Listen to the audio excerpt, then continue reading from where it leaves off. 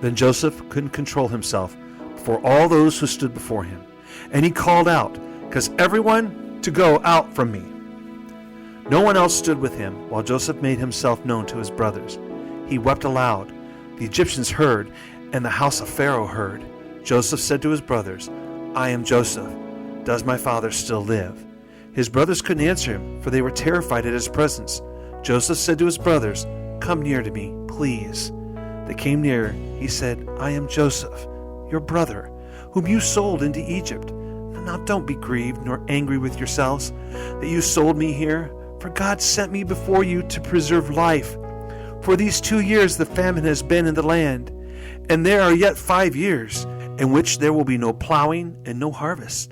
God sent me before you to preserve for you a remnant in the earth, and to save you alive by a great deliverance. So now it wasn't you who sent me here, but God, and he has made me a father to Pharaoh, lord of all his house, and ruler over all the land of Egypt. Hurry and go up to my father and tell him, 'This is what your son Joseph says. God has made me lord of all Egypt. Come down to me. Don't wait. You shall dwell in the land of Goshen, and you will be near to me, you, your children, and your children's children, your flocks, your herds, and all that you have. There I will provide for you, for there are yet 5 years of famine, lest you come to poverty, you and your household, and all that you have. Behold, your eyes see, in the eyes of my brother Benjamin, that is in my mouth that speaks to you.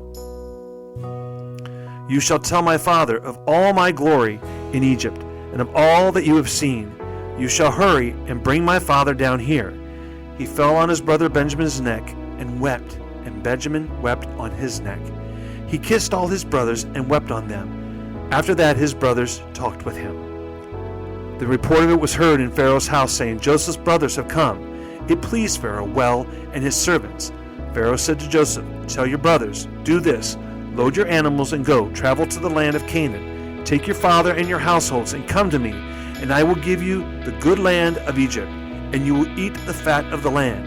Now, you are commanded to do this. Take wagons out of the land of Egypt for your little ones and for your wives, and bring your father and come. And don't concern yourselves about your belongings, for the good of all the land of Egypt is yours." The sons of Israel did so.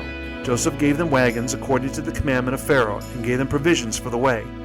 He gave each one of them changes of clothing, but to Benjamin he gave 300 pieces of silver and 5 changes of clothing.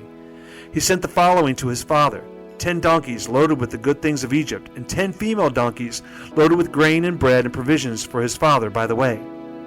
So he sent his brothers away, and they departed, and he said to them, "See that you don't quarrel on the way."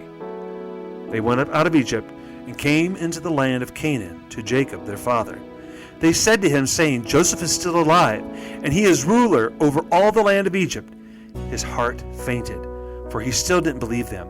They told him all the words of Joseph, which he had said to them. When he saw the wagons which Joseph had sent to carry him, the spirit of Jacob their father revived. Israel said, "It is enough. Joseph my son is still alive. I will go and see him before I die."